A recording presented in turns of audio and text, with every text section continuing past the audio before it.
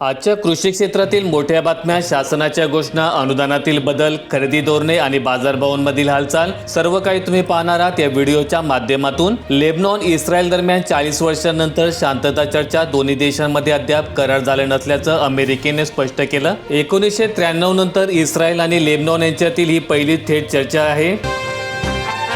युद्धाने पीक करपणार, PVC pipe, mulching आणि ठिबकची दरवाढ, आर्थिक संकटातील शेतकऱ्यांवर पुन्हा भार, उत्पादन खर्चात देखील वाढ झाली। आखाती युद्धाचा परिणाम आता थेट बांधावर पोहोचलाय। प्लॅस्टिक उद्योगासाठी लागणारा कच्चा माल आखाती देशातून येतो। पुरवठा विस्कळीत झाल्यामुळे शेती साहित्याची महागाई निर्माण झाली।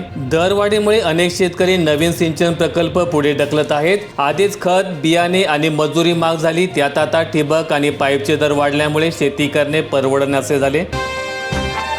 राज्यात पुढील 4 दिवस उष्णतेची लाट, मुसळधार पाऊस आणि गारपिटीचा इशारा। नांदेडमध्ये 47 तर अकोल्यामध्ये तापमानाचा पारा 44 अंशावर। राज्यात तापमानाचा पारा वाढलाय, पण मात्र 18-19 एप्रिलला या उकाड्यापासून नागरिकांना काही प्रमाणात दिलासा मिळणार आहे, तर काही ठिकाणी पावसाचा इशारा देखील देण्यात आलाय। खरातला फोन करणाऱ्यांमध्ये चाकणकर दुसऱ्या क्रमांकावर, दोघांमध्ये 33,727 सेकंद संभाषण। दमानिया यांचा आरोप। भोंदूबाबा अशोक खरात याला फोन करण्याकरता पहिल्या क्रमांकावर खरातची मुलगी असून दुसऱ्या क्रमांकावर रुपाली चाकणकर यांचा क्रमांक असल्याचा दावा करून दमानिया यांनी खळबळ उडवून दिली। 17 ते 25 एप्रिल दरम्यान अवकाळी पाऊस, पंजाब डक यांचा इशारा। 17, 18 आणि 19 एप्रिल दरम्यान राज्यातील काही भागात तुरळक स्वरूपात अवकाळी पाऊस पडण्याची शक्यता आहे। काही ठिकाणी तो जोरदार असू शकतो। 16 एप्रिलला उन्हाची तीव्रता वाढून तापमान 40 ते 43 अंशापर्यंत जाण्याची शक्यता आहे। त्यानंतर वातावरणात अचानक बदल होऊन ढगाळ परिस्थिती निर्माण होईल। शिवसेना ठाकरे गटाच्या कार्याध्यक्षपदी आदित्य ठाकरे 19 जून रोजी घोषणा होण्याची शक्यता। उद्धव ठाकरे यांनी अलीकडेच पक्षाच्या खासदारांची बैठक घेतली होती आणि या बैठकीत आदित्य ठाकरे यांच्यावर जबाबदारी सोपवण्याच्या विषयाला चर्चेचा उधाण आलंय। पीक विमा योजनेतून पहिली भरपाई जाहीर, 1219 कोटी रुपये मिळण्याला सुरुवात। सोयाबीन उत्पादकांना दिलासा, कापूस तुरीसाठी वाट पाहावी लागणार। पीक विमा योजनेतून कृषी विमा कंपनीने पहिल्या टप्प्यात 30 जिल्ह्यांमधील शेतकऱ्यांना कापूस आणि तूर पिके वगळता अन्य पिकांसाठी 1219 कोटी रुपयांची भरपाई मान्य केली। यात प्रामुख्याने सोयाबीन पिकाचा समावेश आहे, तर दुसऱ्या टप्प्यात कापूस आणि तूर पिकांची नुकसान भरपाई येत्या काही दिवसात मिळेल। त्यामुळे या रकमेत आणखी वाढ होईल असं सूत्रांचं म्हणणं आहे। अजित पवारांच्या घराबाहेर जादूटोणा केला तेव्हा भोंदू अशोक खरात ठाण्यात होता। अंजली दमानिया यांचा सूचक गौप्यस्फोट। युद्ध आता शेवटच्या टप्प्यात, नाकेबंदीवरून पुन्हा तणाव। युद्धविरामाचा कालावधी किमान 2 आठवड्यांनी वाढवण्याचा प्रयत्न सुरू। बंदरांवरील नाकेबंदी पूर्ण, वाढत्या तणावातही चर्चेची शक्यता। ट्रम्प यांचा दावा, तर नाकेबंदी हटवली नाही तर आखातातील व्यवहार पूर्णपणे रोखू, इराणचा स्पष्ट इशारा। सिन्नर परिसरात गॅस सिलेंडर मिळेना, संतप्त ग्राहकांनी एजन्सीला टाळी ठोकले। बुकिंग करून देखील वितरण नाही, घरगुती सिलेंडर काळ्या बाजारात विक्रीचा आरोप। महाराष्ट्रात सूडबुद्धीने मराठी सक्ती केली, निर्णय अमान्य। रिक्षा टॅक्सी संघटनेचा विरोध, निर्णय मागे घेण्याची याचिका। परिवहन मंत्री प्रताप सरनाईक यांनी स्पष्ट केले की हा नियम परवाना नियमावलीमध्ये आधीपासूनच असून अनेक प्रवाशांच्या तक्रारीनंतर आता त्याची कठोरपणे अंमलबजावणी केली जात आहे।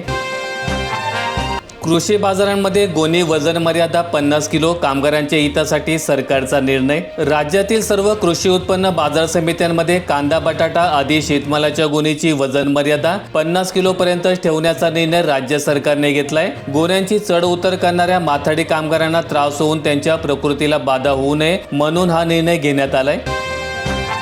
बिनशेती परवाना प्रक्रिया आता ऑनलाईन, राज्य सरकारचा निर्णय। प्रशासकीय कामांमध्ये पारदर्शकता येणार। यवतमाळ जिल्ह्यात नाफेड अंतर्गत चणा खरेदीला वेग आला। पुलगाव कृषी उत्पन्न बाजार समितीमध्ये 425 शेतकऱ्यांची नोंदणी, हमीभावासाठी गर्दी। शेतकऱ्यांची संख्या आणखीन वाढण्याची शक्यता। राज्यातील धरणांमध्ये 47% पाणीसाठा, गेल्या वर्षीपेक्षा धरणांमध्ये 60% अधिक पाणीसाठा, चित्र दिलासादायक। खरीप हंगामापूर्वी शेतकऱ्यांना दिलासा. एप्रिलमध्ये देशांतर्गत युरिया उत्पादनामध्ये 11% वाढीची शक्यता. भारतात एप्रिल 2026 मध्ये युरिया उत्पादन वाढून सुमारे 20 लाख टनांवर पोहोचण्याची शक्यता आहे. हे देशांतर्गत उत्पादन मार्चमधील 18 लाख टनांच्या तुलनेत 11% अधिक असेल.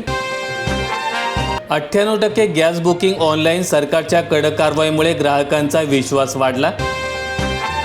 युद्ध संपण्याच्या मार्गावर. ट्रम्प यांच्या वक्तव्याने शेअर बाजारात उसळी. येत्या 2 दिवसात नव्याने शांती वार्ता सुरू केली जाणार असल्याचे स्पष्ट संकेत अमेरिकेने दिले आहेत आणि त्यामुळे संपूर्ण जगाला ग्रासलेले हे युद्ध आता अंतिम टप्प्यात आल्याचे जवळपास स्पष्ट झालं आहे.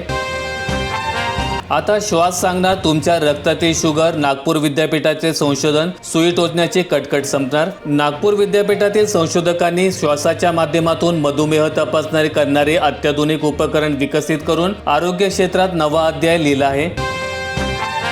उष्ण लाटेचा इशारा. पूर्वमोसमी पावसाला होते पोषक हवामान. महिला खासदारांची संख्या 273 होणार. मुख्यमंत्री फडणवीसांकडून पंतप्रधानांचे कौतुक. अधिवेशनामुळे 2029 मध्येच महिलांसाठी लोकसभा आणि विधानसभेमध्ये 33% आरक्षण लागू होण्याचा मार्ग मोकळा होईल. यामुळे सध्या लोकसभेतील महिला खासदारांची संख्या 73 आहे. ते वाढून 273 होणार असल्याचं मुख्यमंत्री देवेंद्र फडणवीस यांनी सांगितलं.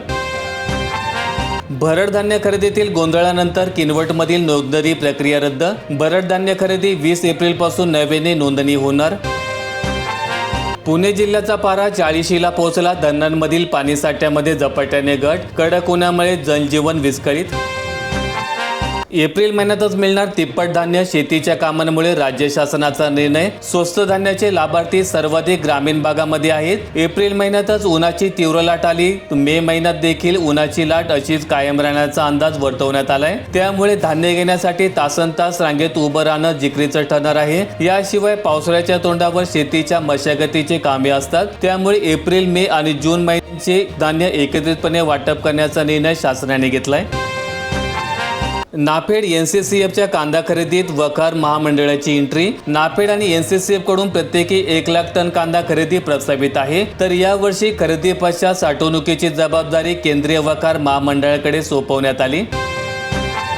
कांदा पावडर प्रकल्पांना सबसिडीचा प्रस्ताव. कांद्याचे दर घसरल्यावर सरकारचा नवा उपाय. कांद्याच्या दरातील चढ उतारामुळे शेतकऱ्यांना होणाऱ्या नुकसानावर तोडगा काढण्यासाठी राज्य सरकारने नवा पर्याय शोधलाय. अतिरिक्त कांद्यापासून पावडर तयार करण्याचा प्रस्ताव तयार करण्यात आला असून तो लवकरच विपणन मंत्री जयकुमार रावल हे मुख्यमंत्री देवेंद्र फडणवीस यांच्याकडे सादर करणार आहेत.